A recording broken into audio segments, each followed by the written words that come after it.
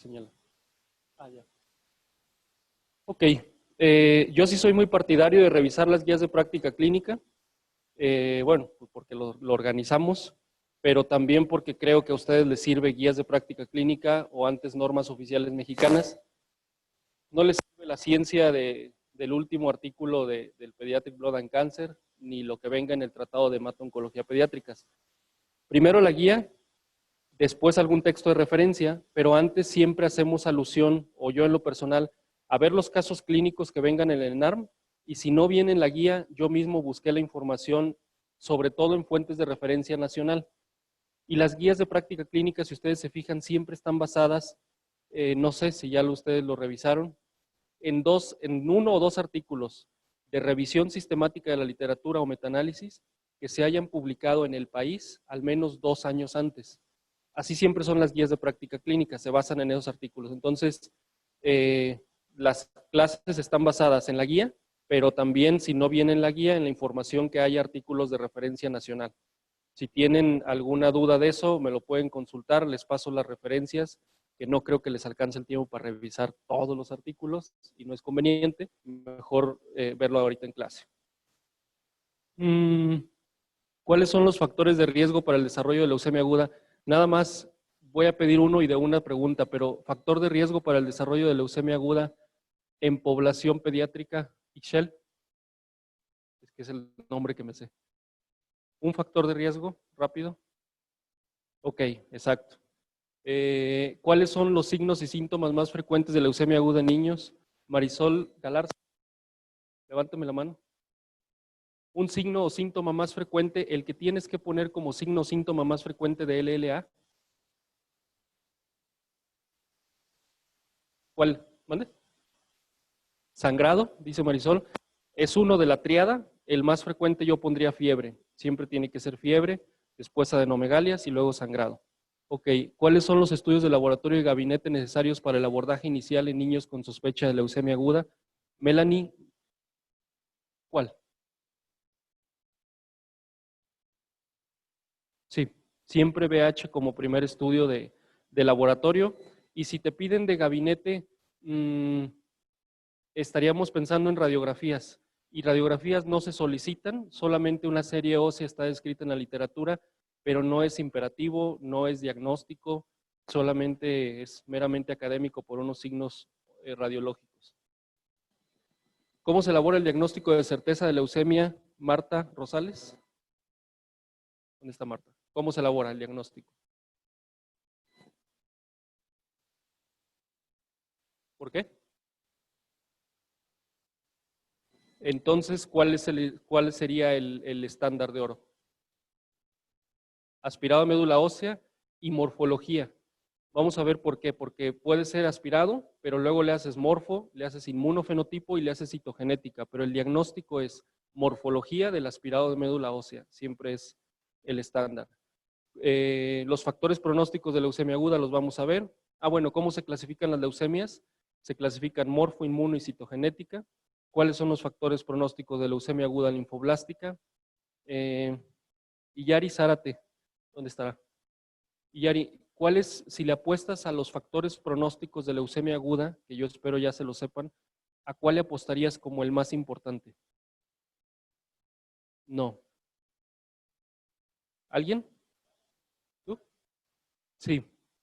Yo les espero no perjudicarlos, creo yo que es bueno que tengan concepción general, sobre todo ahorita que no están para aprenderse muchos datos, pero concepción general en algo oncológico es respuesta al tratamiento.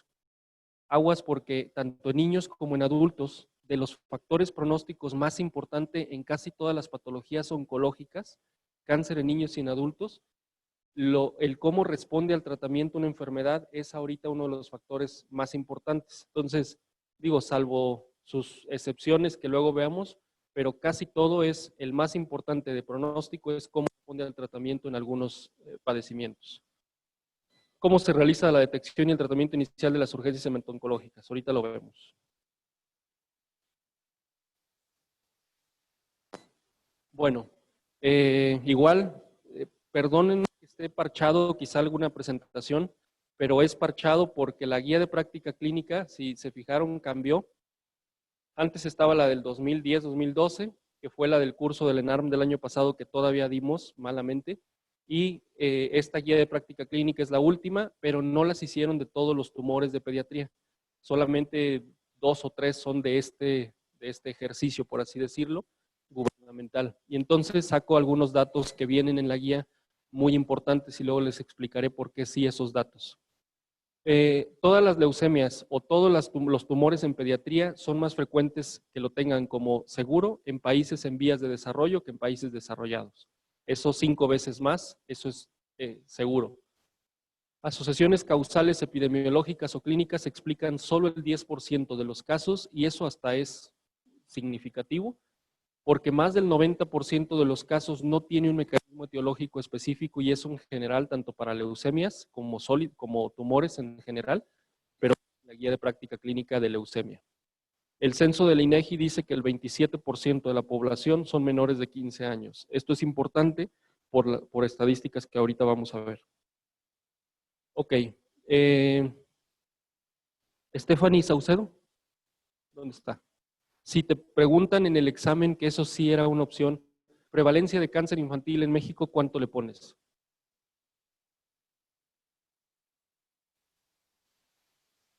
¿Alguien? Eso es obvio.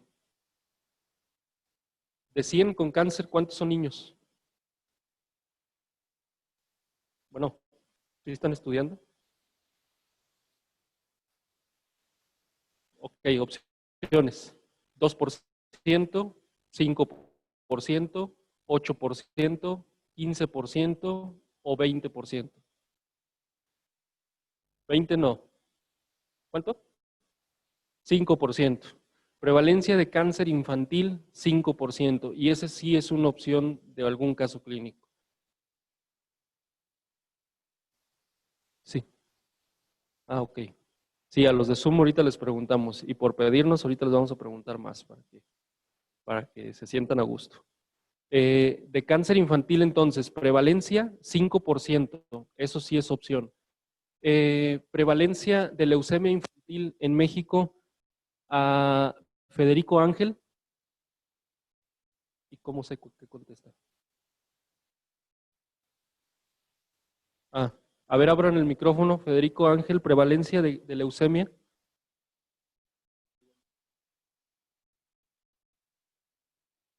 Ah,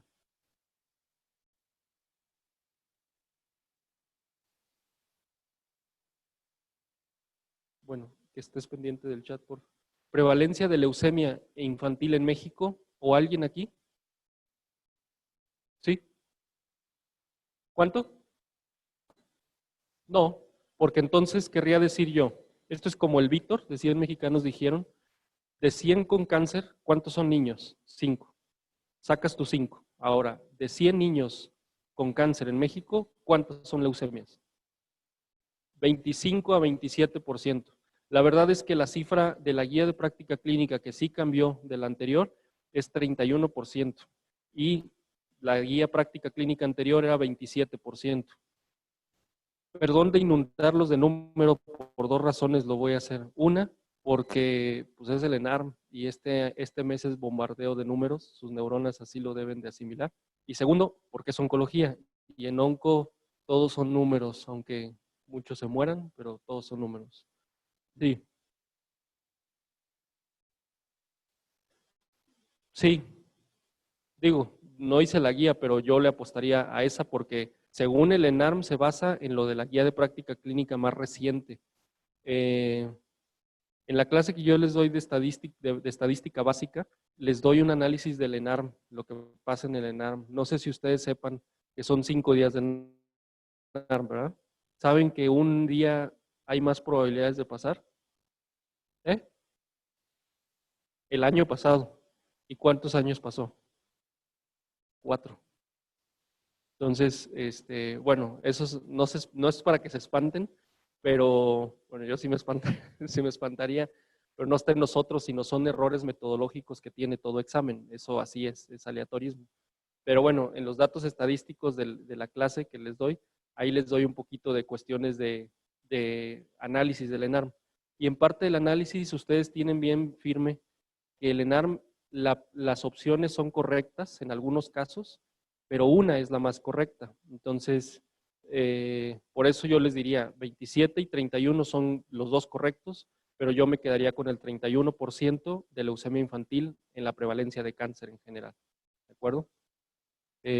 Con toda confianza, si hay alguna duda, yo prefiero que no alcancemos a terminar los temas, porque como a mí no me pagan y yo dependo de organizar el curso, pues cuando haya un chance, seguimos con los temas, ¿va? Entonces, si prefieren, podemos irnos lento. Si no terminamos hoy todos los temas, los terminamos en días subsecuentes. Bueno, entonces prevalencia de cáncer infantil 27%, perdón, 5%, y prevalencia de leucemia lo dejaría como 31, cuando el 27 era el anterior.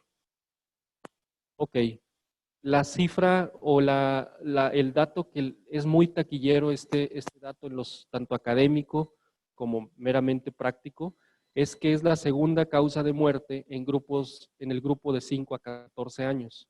La primera causa de muerte, ¿cuál es? Accidentes. Primera causa de mortalidad en 5 a 14 años, accidentes, pero la enfermedad con mayor mortalidad en 5 a 14 años es cáncer infantil, porque bueno, accidente es un evento meramente casual. Esto es parte de lo que les decía, 5% son de todo el pastel de cáncer en población general, es pediátrico. Y la tasa que cambió de la guía de práctica clínica pasada a la de ahora es 156.9 casos por millón de habitantes por año. Cifras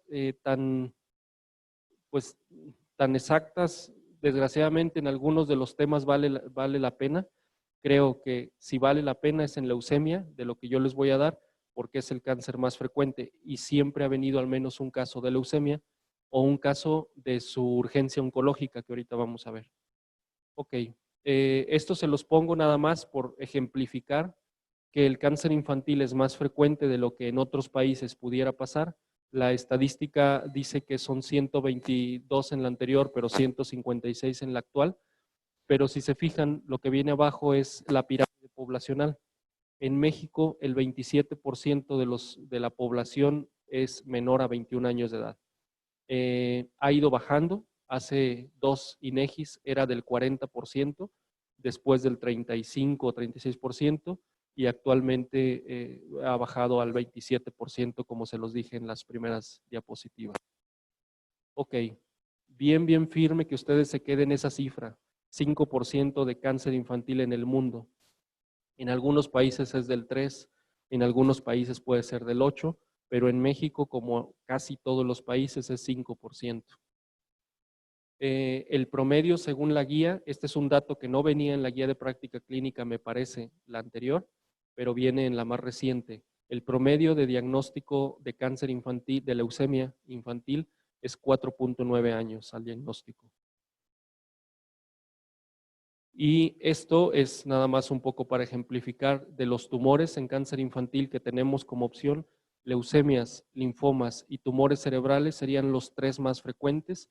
Leucemia puede ser el 34%, en otros países el 30%, pero lo que les comentaba en la guía de práctica clínica de este año dice que 31%. Y ya a partir de ahí, pues puede variar. En algunos casos, retino u óseos se vuelve mucho más que la realidad, porque son centros de referencia nacional, pero la verdad es que los 3 son inamovibles: leucemia, linfomas y tumores cerebrales. El orden, en ninguno de los casos clínicos o contexto clínico que les venga en el ENARM, no he visto que lo traiga como primero, segundo y tercero. Sí, como el cáncer más frecuente, porque es leucemia si no cambia, pero linfomas y tumores cerebrales sí cambia, porque son la diferencia 2 o 3 puntos porcentuales de acuerdo a un año que al otro. Esto viene en la nueva guía de práctica clínica, incidencia de 43 casos por millón por año y 31% de casos de cáncer infantil. No, yo sé que la guía la pueden leer ustedes, pero lo que vean ahorita es lo que más no lo digo yo, pero es lo que más importa de la guía de práctica clínica. ¿Por qué no lo digo yo? Ustedes ven que las guías de práctica clínica y las nuevas se apegaron mucho a un sistema de SAIN, que es la clasificación de acuerdo a la evidencia o recomendación, y lo que preguntan en el ENARM tiene que tener evidencia 1 o recomendación A. Entonces, cuando mucho, 1 o 2 de evidencia o recomendación A o B. Entonces, si otro tip, si ustedes van a leer guías de práctica clínica, se lo recomiendo si tienen mucho tiempo, pero si un maestro aquí se apega.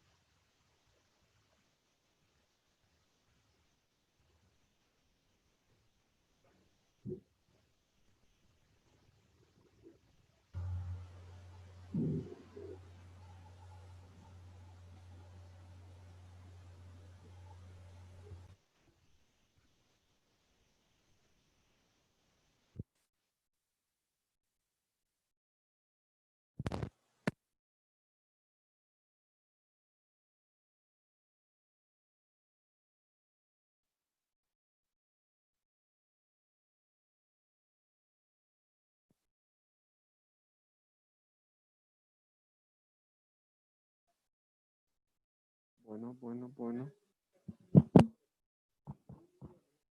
Bueno, bueno, bueno, bueno. Ya se escucha.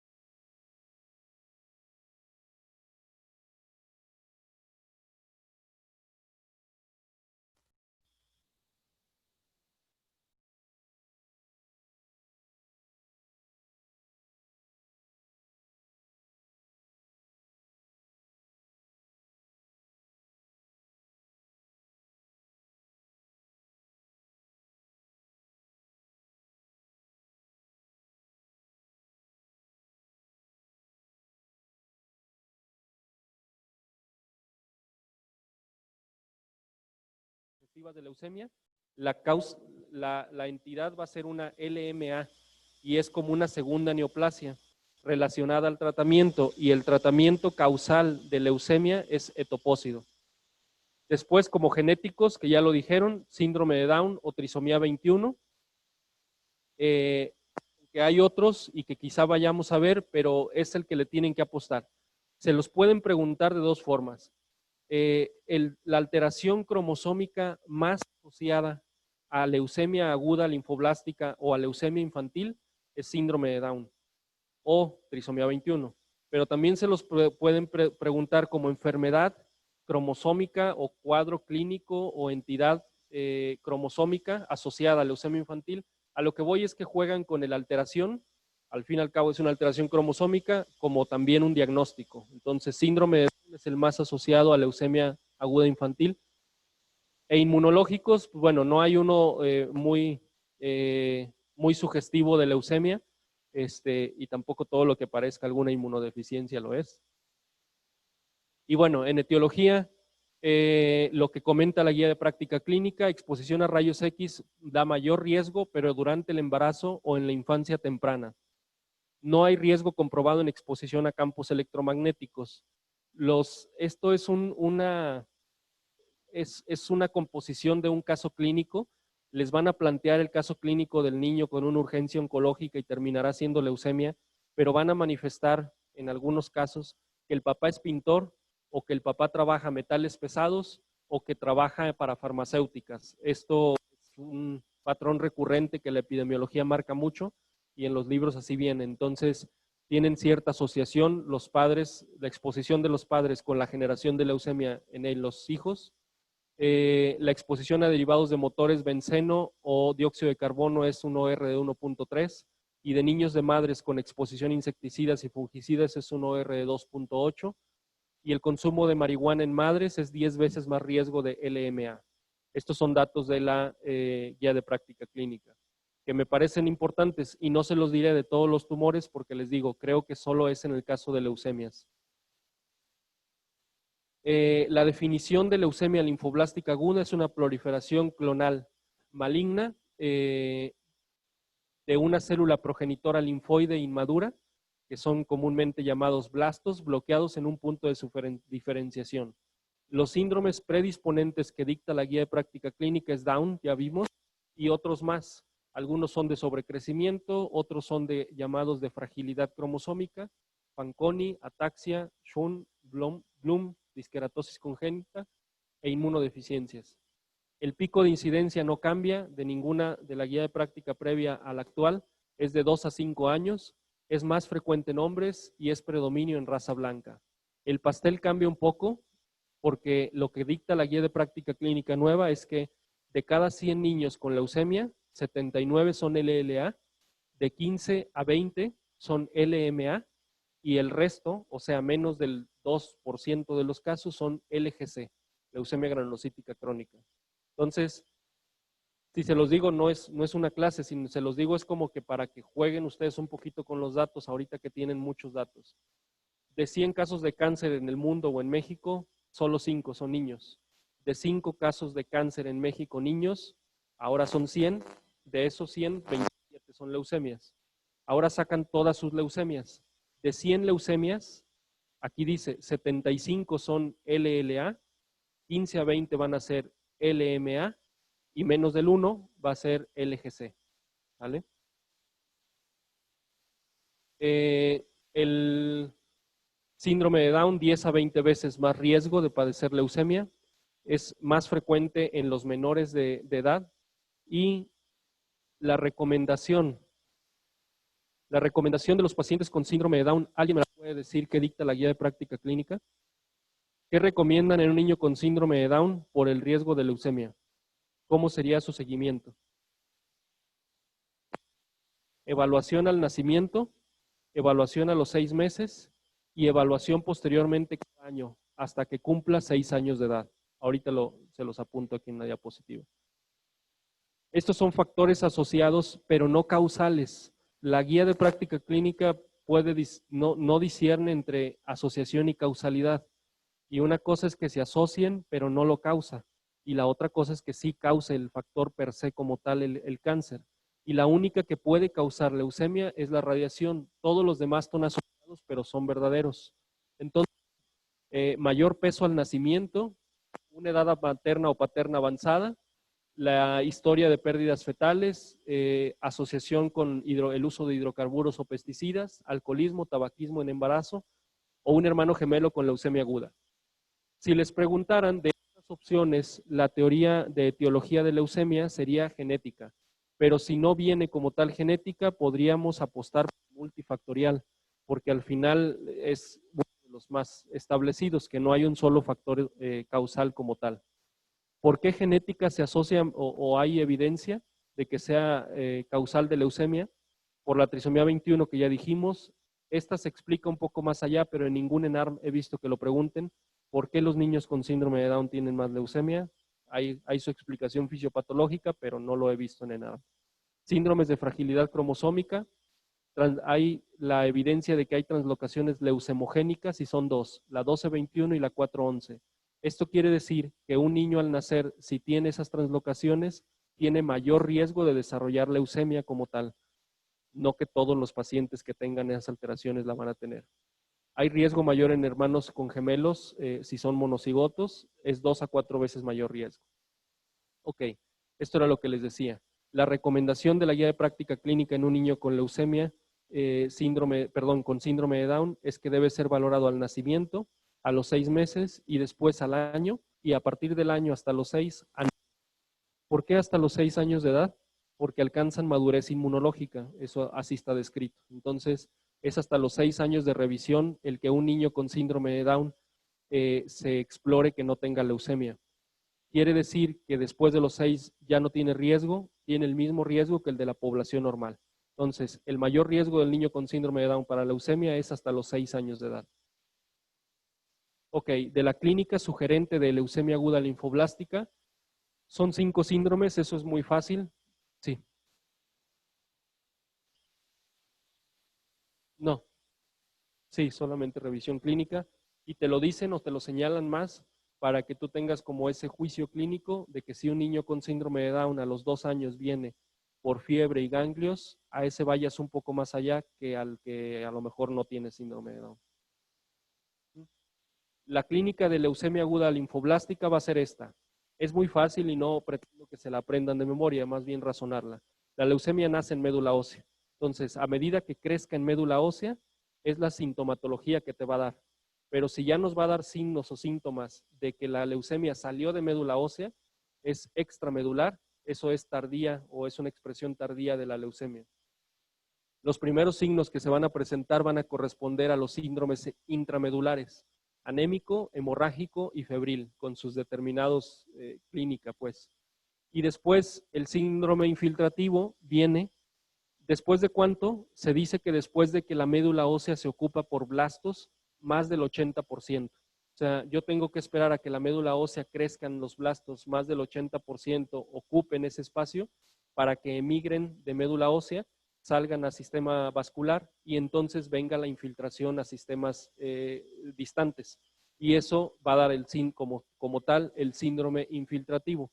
Entonces van a ser ganglios, que es lo primero a lo que atraen los blastos, y después hepatomegalia o esplenomegalia. El síndrome consultivo en esta guía de práctica clínica, yo quiero jurar que esto lo basé en la guía de práctica clínica previa, pero en la reciente lo sustituyen por un síndrome de, ¿alguien sabe? De lisis tumoral, pero lo ponen ellos como alteraciones metabólicas.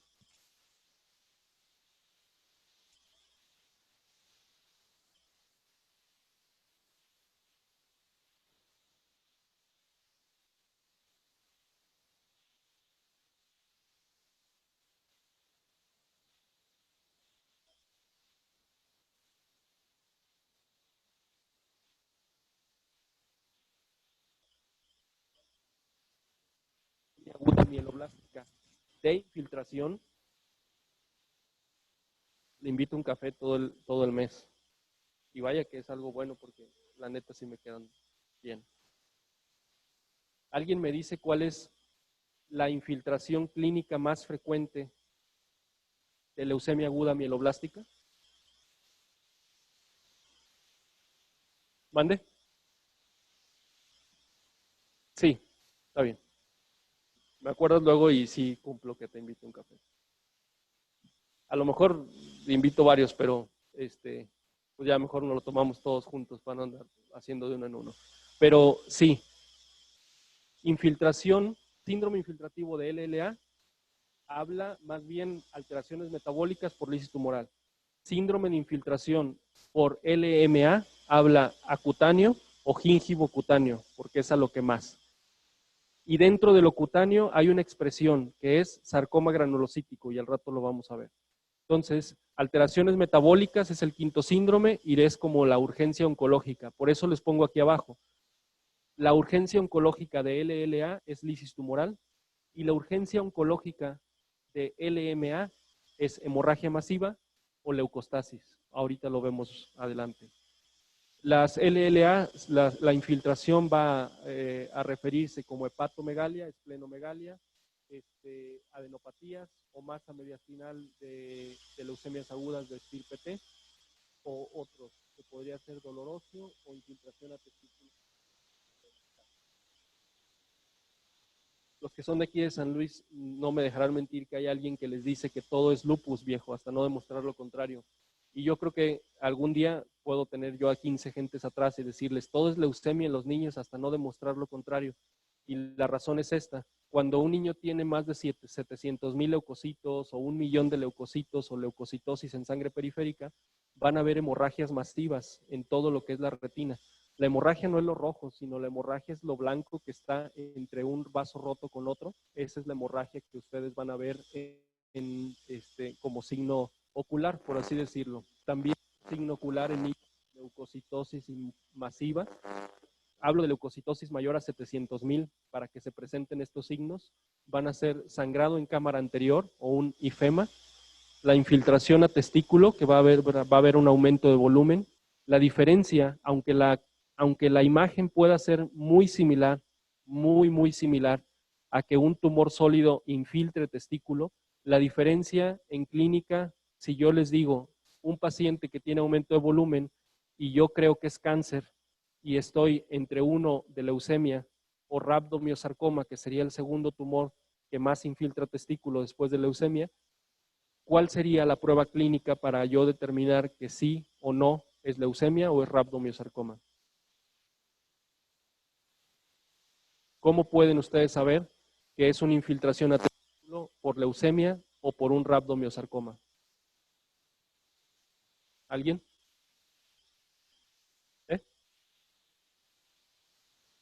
No. Si sale normal, no. Si sale de 700,000, pues sí, obvio, rhabdo no tiene. Pero prueba clínica, porque eso ya sería laboratorio. Transiluminación. Y eso sí es un contexto clínico, no es de NARM, es de un Ceneval, que si tú pones transiluminación es positiva para leucemia y negativa para un tumor sólido, porque no transilumina obviamente en el caso de ser una masa sólida. La infiltración cutánea es en niños menores de 1 año de edad y se asocia más con leucemia mieloblástica aguda, y la infiltración a encías, que también es muy propia de leucemias mieloblásticas agudas. El síndrome de Blueberry-Rippin es muy propio de leucemia mieloblástica aguda, la infiltración cutánea o mucocutánea, que son datos más de recaída, la afección gingival como hipertrofia, que de diagnóstico de leucemia. Me refiero a diagnóstico nuevo. En cuanto al laboratorio, en un caso clínico de leucemia, lo que ustedes siempre van a pedir, y ya lo dijimos, es biometría hemática. Sospecha clínica igual a biometría hemática. Ok, en la biometría hemática primero nos vamos a ir con este cuadro, el que ustedes ven a su derecha. Es un cuadro de un artículo español, pero que lo referencia la guía de práctica clínica en las dos últimas. No quiero dictarlo totalmente. Lo que quiero indicarles es, si a ustedes les plantean un caso clínico de un niño con sospecha de leucemia, va a ser que esté en la edad de 3 a 5 años, que tenga algún dato como fiebre, adenomegalias o sangrado, y después les van a mostrar la biometría hemática. La BH sugerente de leucemia en niños linfoblástica tiene dos combinaciones, anemia y leucopenia. Y de la leucopenia le llamamos una linfocitosis relativa. ¿Por qué? Porque de los pocos leucos que haya, les van a poner que el predominio es linfocítico. Te van a decir, este niño tiene fiebre de 7 días, ya les estoy diciendo los casos clínicos que puedo repasar con ustedes, pero yo siempre he creído que poner casos clínicos pegado a una clase, pues es obvio que me van a contestar todo, entonces prefiero aclarar toda duda y como puedo volver a ver casos clínicos con ustedes, los revisamos. Pero si viene un caso clínico con eso, fiebre, no se le quita, la mamá te dice que hace 2 semanas tuvo un cuadro de vías aéreas superiores que es muy franco, que te lo van a decir, y ahora viene en la BH con anemia y leucocitos, ustedes van a ver que de los 2,000 leucos que haya, que ya es leucopenia, 1,800 o 1,500 o 1,700 son linfocitos. Los pocos van a ser neutrófilos y está la curva, como luego le llaman o la interpretan en el caso clínico del INARM, girada a la izquierda, porque va a haber predominio linfocitario de los pocos leucos que haya. Entonces es una leucopenia con linfocitosis relativa, porque no puede haber muchos linfocitos cuando te están diciendo que hay leucos bajos. Entonces seguramente van a estar los linfos también abajo de lo normal, pero la linfocitosis la llamamos a que de los leucos que haya van a ser predominio linfocítico. Me detengo mucho en eso porque así han sido las VHs que he visto de niños con LLA, y el otro panorama es que sean leucocitosis. ¿Cuánto? Mayor a 50,000. Si les están planteando un cuadro clínico con una leucocitosis de 20, de 30,000, no todo va para leucemia, seguramente más bien va para un proceso infeccioso. Y más si ustedes vayan a ver el predominio neutrofílico, o PCR o fiebre. Pero en el caso de leucemia con leucopenia, perdón, con leucocitosis mayor a 50,000, va cantado para que sea una LLA. Entonces la BH o es anemia con leucopenia o leucocitosis franca, 50, 100,000, 200,000 leucocitos. Para no explicar todo esto y los números que son muy relativos. En morfología, este es un dato muy obsoleto, pero lo han preguntado en ENARM, que la morfología de los blastos linfoides hay de 3, L1, L2 o L3, la más frecuente es L1. Esto no tiene ninguna utilidad pronóstica, no sirve para nada en cuanto a pronóstico del paciente. Ok, punción lumbar era como capcioso que preguntaban la utilidad o la indicación de punción lumbar en niños con leucemia aguda linfoblástica es siempre. Todo niño con LLA se le hace una punción lumbar al diagnóstico, obviamente cuidando que no haya plaquetopenia o riesgo de sangrado, pero todo niño es diagnóstico, todo niño es imperativo la punción lumbar para diagnóstico de LLA en sistema nervioso central. Y LLA en sistema nervioso central se diagnostica con 5 células blásticas en líquido cefalorraquídeo. La radiografía de bueno, me adelanto, y eso es un SNC3, así es la clasificación. Es sistema nervioso central 1, 2 y 3. 1 es que no haya blastos, 2 es que haya menos de 5 blastos en el líquido cefalorraquídeo, y la SNC3 es que haya más de 5 blastos en líquido cefalorraquídeo, y eso ya es diagnóstico de leucemia aguda linfoblástica en sistema nervioso central, y es la de peor pronóstico. Rayos X de tórax no se solicita imperativo, no estadifica, pero sí te da un panorama del contexto clínico porque la mayoría de los niños con LLA de inmunofenotipo T se asocia con masa mediastinal, hasta el 50%. Radiografía X no se solicita, de huesos, perdón. Y el ultrasonido testicular solo está indicado si hay sospecha clínica. Entonces, si el paciente tiene aumento de volumen testicular, se solicita ultrasonido testicular. El diagnóstico de leucemia aguda linfoblástica es aspirado de médula ósea con más del 30% de blastos linfoides. Ese es estándar de oro. Y bueno, esto que les comentaba, bueno, lo de acá abajo dice leucemia aguda linfoblástica, SNC, o sea, la prevalencia del sistema nervioso central cambia para leucemias de inmunofenotipo B que para leucemias de inmunofenotipo T. Si son leucemias precursores B, prevalencia puede llegar a ser es menor del 5% y en las leucemias de inmunofenotipo T son del 10 al 15%. Y la alteración en el 95%. Esto lo dice la guía de práctica clínica, que de todos los pacientes con leucemia el diagnóstico va a haber en más del 95% de los casos va a haber una alteración en la biometría hemática, la que sea. Puede ser anemia sola, puede ser leucopenia sola o puede ser trombocitopenia sola. Esta es una radiografía con una masa mediastinal, pero que no tiene importancia pronóstica, porque la importancia pronóstica es solo, como dicen la guía y los libros, cuando ocupe más de 2/3 de la cavidad torácica. Entonces, masa mediastinal no afecta el pronóstico, al menos que no ocupe los 2/3, aun cuando sea inmunofenotipo B o T o lo que sea. Entonces, solamente más de 2/3 de la cavidad torácica. Son conceptos que yo lo pongo como de valor en la guía de práctica clínica y que se mencionan aquí. Son indicaciones del aspirado de médula ósea y se los voy a comentar como menciona ahí. Fiebre de origen desconocido, anemia inexplicable, visitopenia o pancitopenia, morfología normal en frotis de sangre periférica, lesiones óseas inexplicables en imágenes de rayos X, hepatoesplenomegalia en estudio, estadificación de neoplasia y evaluación de la respuesta al tratamiento. Después, sitio anatómico para la aspiración y biopsia de médula ósea, lo pongo porque nada más en pediatría apuesten a la espina ilíaca póstero superior. En pacientes inmóviles, pero que nunca he tenido uno, cresta ilíaca anterior, y lo que es tibia solo es en menores de 1 año de edad, y en esternón en adultos o en situaciones especiales en pediatría. La verdad es que el sitio anatómico de elección para puncionar médula ósea va a ser espina ilíaca póstero superior, está repetida la siguiente, y después realizar los siguientes estudios: la tinción de Wright, el inmunofenotipo y la citogenética. Y esto que se lo aprendan, la médula ósea, porque es valor pronóstico. La médula ósea se clasifica en M1, M2 y en M3. Si hay menos de 5% de blastos, una vez que se aspire la médula ósea, es M1, de 5 a 25 es M2 y M3 va a ser más del 25%. Esto es, el diagnóstico, ustedes vieron que se hace con más del 30% de blastos en un aspirado. Pero si a cierta altura del tratamiento hacemos otro aspirado como evaluación de la respuesta, tiene que estar menos del 5% para ser considerado en remisión total o ser una médula ósea M1. El diagnóstico diferencial de base de la LLA va a ser una LMA, así venía en un caso clínico. Después puede ser algún tumor que infiltre médula ósea, tumores sólidos me refiero, que son neuro, rhabdo y sarcoma de Ewing los más frecuentes. Puede el diagnóstico ser una anemia plástica.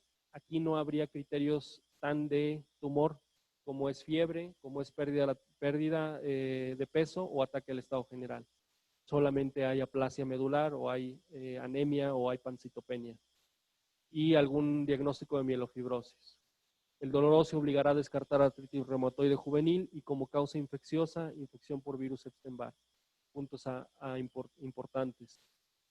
La clasificación después se hace en morfología, como dijimos, no tiene ningún valor pronóstico, se hace en L1, L2, L3. No se aprendan más que la L1 es la más frecuente y punto. No memorizarnos las características para saber entre L2 y L3, sino que la L1 es la más frecuente, pero que no tiene ninguna predicción pronóstica. Ahora, la clasificación de inmunofenotipo es cuando es una leucemia B o cuando es una leucemia de inmunofenotipo T. Si ustedes se fijan, es muy sencillo, que las B y las T tienen 4 estadiajes, de pre-B temprana a B madura o de timocito inmaduro a T maduro. Lo más frecuente de las leucemias, de las LLA, lo más frecuente, el 85% son de inmunofenotipo B y el 15% van a ser de inmunofenotipo T. Son de mejor pronóstico que las leucemias T. Existen criterios para definir entre una leucemia bifenotípica y bilineal, pero no tiene caso para fines de NARM. Es cuando haya 2 inmunofenotipos, ya sea en una o en 2 poblaciones celulares, pero no tiene mayor caso. La B es de mejor pronóstico y es la más frecuente, 85% de las linfoblásticas. Y en la citogenética, lo importante que se aprendan es esto. Quizá el cuadro que lo lean, 4 son las más comunes vistas, 1.19, 9.22 y 4.11 son las que tienen más mal pronóstico o pronóstico desfavorable, aunque no son tan frecuentes. Y la literatura dice que la 12.21 es la más frecuente y es la única que tiene buen pronóstico. Entonces, esas son las salvedades de las 4.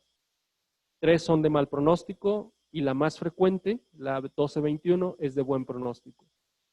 Lo que les agrego para fines de caso clínico es que el famoso cromosoma Filadelfia, o sea, la 9.22, es la de más mal pronóstico y es la única que se indica trasplante de médula ósea en leucemia aguda linfoblástica, y también que se aprendan que la más relacionada con recaídas al sistema nervioso central es la 4.11. No sé si voy muy rápido, porque cada vez que cambio diapo veo que están apurados escribiendo. Pero sigo igual, ¿sí? O si alguien quiere que vaya más lento, me dice. La urgencia oncológica en leucemia aguda linfoblástica va a ser síndrome de lisis tumoral, van a ser 3 hiper y una hipo. Y ya la segunda más frecuente van a ser hiperleucostasis, no es tan frecuente en LLA, sí en LMA, y sepsis por neutropenia o una hemorragia más, pero esta va a ser más frecuente en LMA. Factores pronósticos, que ya en ENARM ya lo preguntaron. Factor pronóstico más importante, respuesta al tratamiento. Pero los demás los repasamos rápido. Vemos los desfavorables. Menos de 1 o más de 10 años. Que tenga leucocitosis, más de 50,000. Que tenga infiltración a algún sitio. Esto es muy obvio, pues si está infiltrado a mayor distancia o más sitios, pues es pronóstico desfavorable. Y la clasificación morfológica, les digo, la guía de práctica clínica, o bueno, no se los he dicho, pero puedo yo convulsionar con muchas cosas de lo que dice la guía de práctica clínica, porque en la práctica, pues no es para nada práctico en la clínica, pero así se llaman, y sin embargo no están muy actualizados. Pero la FAB, la Franco-Américo-Británica, te dice que L2 y L3 en algún tiempo se asoció con más mal pronóstico. ¿Cuándo? Cuando no había citogenética. Cuando hubo citogenética, que decían ellos que la L3 era de mal pronóstico, era porque tenían alteraciones cromosómicas positivas y eso era lo que le confería el mal pronóstico, pero no la forma del blasto. Después, la clasificación inmunológica, lo que les dije. T es de más mal pronóstico y B madura. Precursores B es de buen pronóstico.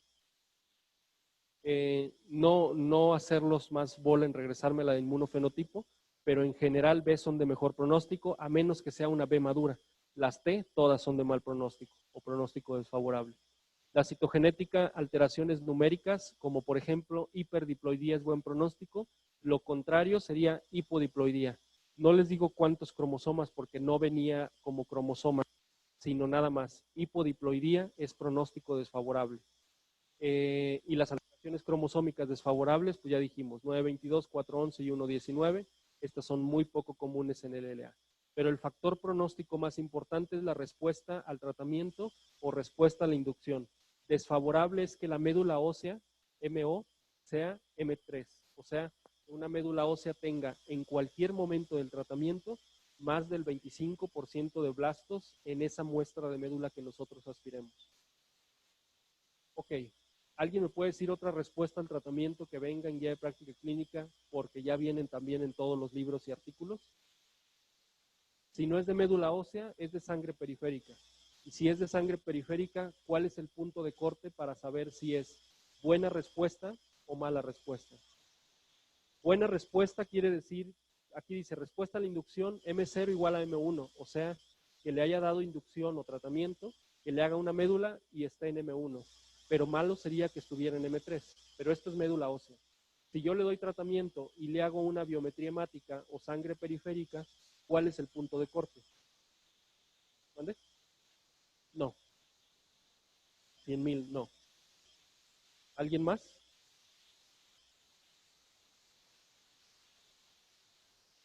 Mil blastos. La respuesta es 1000 blastos. Entonces, esto es obvio. Si una leucemia al diagnóstico tiene 50,000 blastos y yo le doy tratamiento, 7 días de un tratamiento que es esteroide esencialmente, pero no les preguntan qué, solo el criterio diagnóstico de mala respuesta o pronóstico desfavorable es que tenga después del tratamiento aún más de 1000 blastos en sangre periférica. Eso es desfavorable. Otro criterio que también la guía de práctica clínica, perdón por aventarles más números, pero otro criterio que ya la guía de este año puso es enfermedad mínima residual. Y una enfermedad mínima residual es hacer una médula ósea, pero llevarlo no al microscopio para ver cuántos porcentajes de blastos hay, sino a un aparato que se llama citometría de flujo, así lo dice la guía de práctica, y que tenga más de 0.01 como resultado, es mal pronóstico. Si tiene menos de 0.01 es buen pronóstico o pronóstico favorable. ¿Alguna duda respecto a esto? No. Entonces, 3 formas de evaluar la respuesta al tratamiento. Por aspirado, morfología, más del 25 desfavorable. Por biometría hemática, después del tratamiento, más de 1000 blastos desfavorable. Y por médula ósea, pero por citometría de flujo, más del 0.01 desfavorable. ¿Vale? Esto nada más se los pongo, no para que se aprendan todos los de aquí. Yo solo les sugeriría que se aprendan los de alto riesgo. De los 100% de leucemias en México, 85 son de alto riesgo. Eso no se los pide, eso no lo vi de un ENARM, pero lo que sí es que la supervivencia cambia. Las de alto riesgo o muy alto, la supervivencia va a ser 45% y las de riesgo habitual o bajo va a ser 75%. El tratamiento se divide en 3: inducción, consolidación y mantenimiento. No tiene mucho caso meternos en ello, lo pongo nada más para aclarar, pero no viene en cuestión de NARM. no sé si en un Ceneval o en un propedéutico, solamente venía una pregunta de toda esta diapositiva. El periodo de tratamiento con mayor mortalidad en leucemia aguda es obvio y es en inducción. ¿Por qué? Porque los pacientes se aplacian completamente por el tratamiento y es el periodo que van a estar más tiempo neutropénicos o plaquetopénicos o anémicos. Entonces, solamente era lo más relevante. La consolidación, el objetivo es remitir lo que haya quedado pendiente, que son los sitios santuario. ¿El principal sitio santuario cuál es? ¿Cuál? Testículo es un sitio santuario. Sistema nervioso central es el principal sitio santuario en cualquier leucemia. Y mantenimiento, el objetivo es evitar la recaída y mantener en remisión prolongada.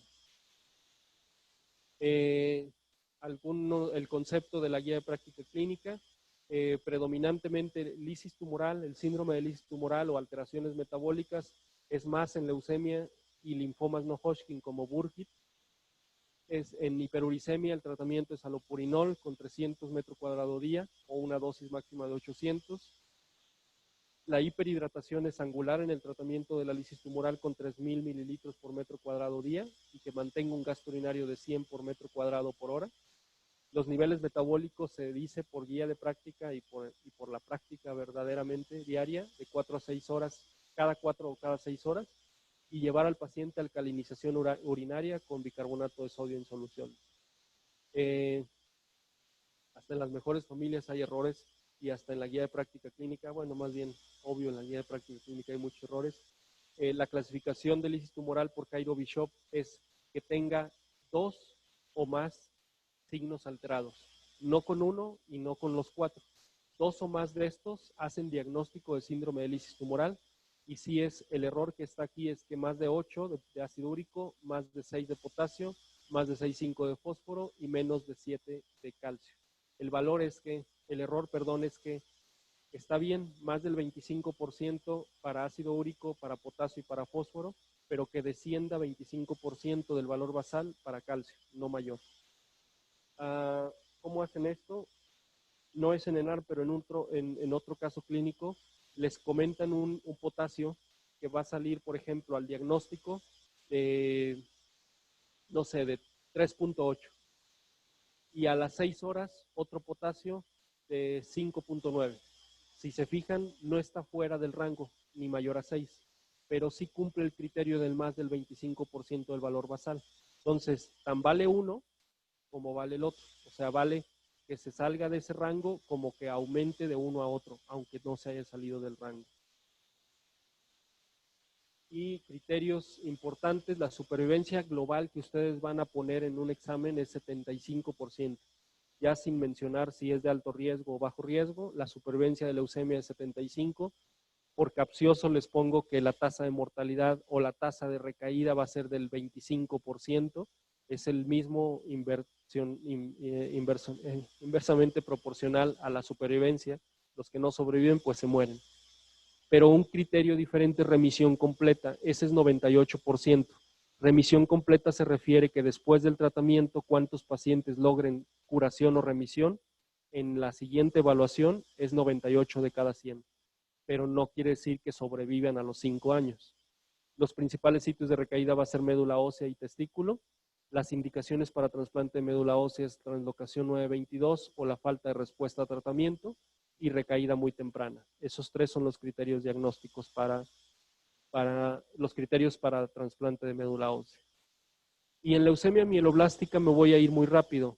Lo único que cambia la definición es que es lo mismo, proliferación descontrolada, pero aquí es una diferencia multilinaje, le llamamos a que, si ustedes se fijan, para las linfoblásticas vienen de los linfocitos o de la célula linfoide, pero para la mieloblástica, piensa uno que viene de la mieloide, pero se diferencia en serie roja, en serie mieloide y en serie plaquetaria.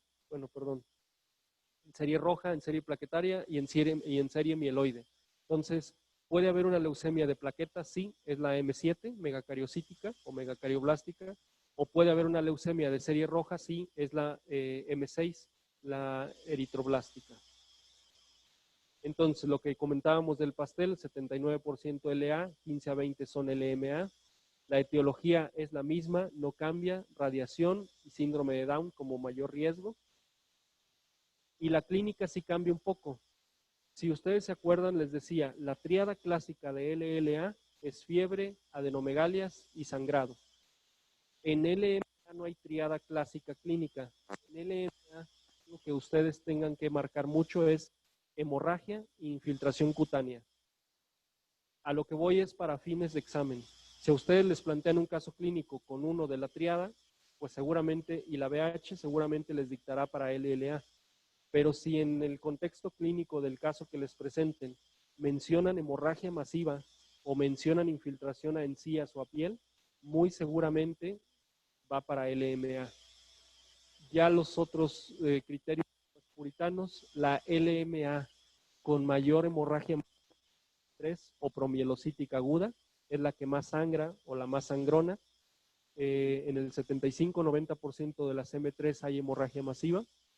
La infiltración cutánea es común en menores de 1 año de edad y en la M4 o M5, más la M5, pero digo, es casi lo mismo. Y la infiltración gingival es la M5, 67% dice la nueva guía. Cloromas o sarcomas granulocíticos como infiltración cutánea. La principal urgencia oncológica de LMA es hemorragia masiva, como para LLA era lisis tumoral, aquí es hemorragia masiva. Y por eso te les comentaba, puede haber debilidad, puede haber un síndrome anémico, pero si hay fenómenos hemorrágicos importantes, se inclina la balanza a que sea una mieloide en vez de linfoblástica. ¿Cuál sería la complicación hemorrágica más frecuente? Hemorragia intracraneal, y es más en los pacientes con LMA M3, o sea, la promielocítica. Todo lo que se llama sangrón, así apréndanselo, es M3. Y aún siendo la más sangrona, es la más curable, es la de mejor pronóstico de las mieloides. Los cloromas o sarcomas granulocítico va a ser esto, que ustedes les planteen casi siempre retroorbitario, puede estar en cualquier lado. ¿Qué es un sarcoma granulocítico? Es el acúmulo de células granulocíticas o células mieloides en algún sitio. Entonces puede haber un sarcoma donde se rompe el vaso sanguíneo, ahí va a haber un sarcoma granulocítico. Si se rompe el vaso sanguíneo y se salen los blastos mieloides, se va a palpar una masa. Pero la mayoría, bueno, pero va a ser una masa de células mieloblásticas. La manifestación de infiltración más común en LMA va a ser infiltración cutánea, pero en su expresión de sarcoma granulocítico.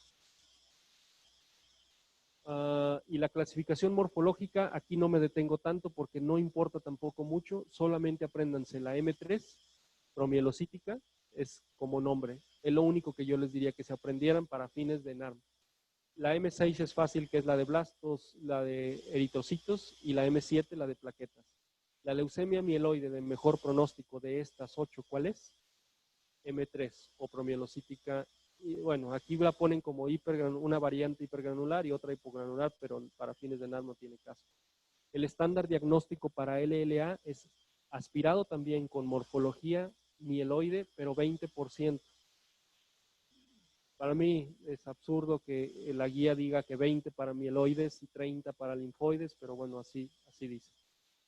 No aprendernos nada del inmunofenotipo, no tiene caso saber cuándo se diferencia uno del otro. Los factores pronósticos, el único que vi para examen de NARM es síndrome mielodisplásico.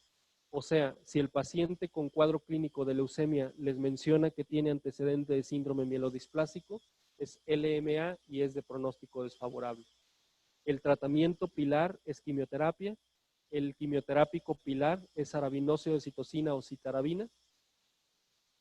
Y esto sí también importante, es de todo el cáncer infantil, ¿cuál es el de mayor mortalidad? Leucemia mieloblástica aguda.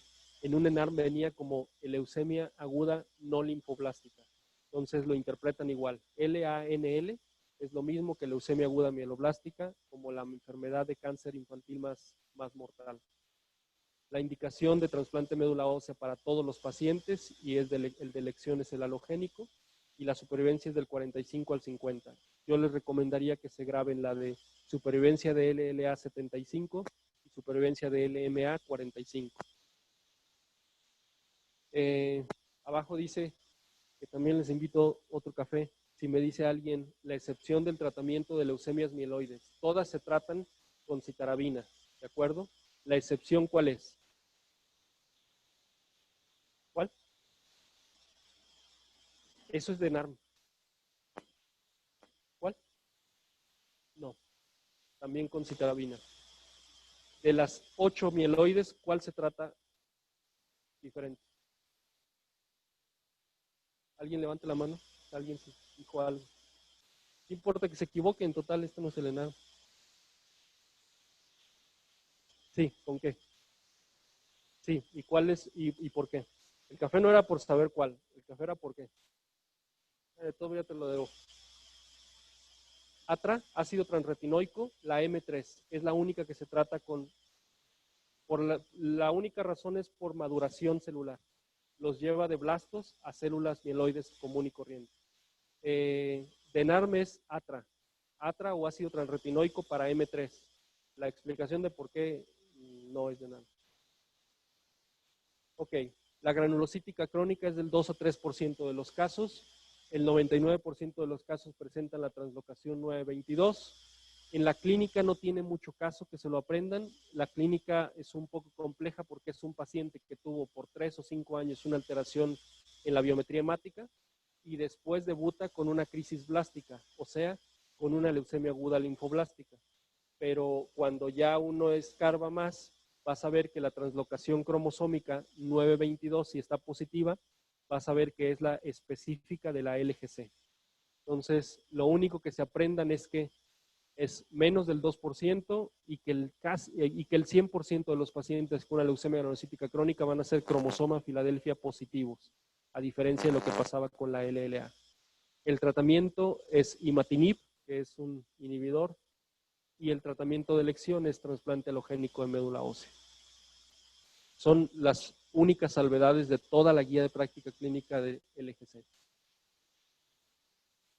De aquí, síndrome de Down con LLA, la relación y con LMA ya lo dijimos. Lo único es esto, un caso de un niño prematuro con síndrome de Down y que tenga una reacción leucemoide desde el nacimiento, es un síndrome mieloproliferativo o una leucemia transitoria y solo el 30% de los casos presentará en algún momento de su infancia leucemia mieloide aguda. Entonces, síndrome mieloproliferativo en niño con síndrome de Down y en los primeros meses de vida, una leucemia transitoria, un mieloproliferativo y solo el 30% progresan a leucemia mieloblástica aguda. Y bueno, este es un cuadro que les recomiendo, se los puedo después compartir o mandar. Nada más el resumen de las diferencias entre LLA y LMA.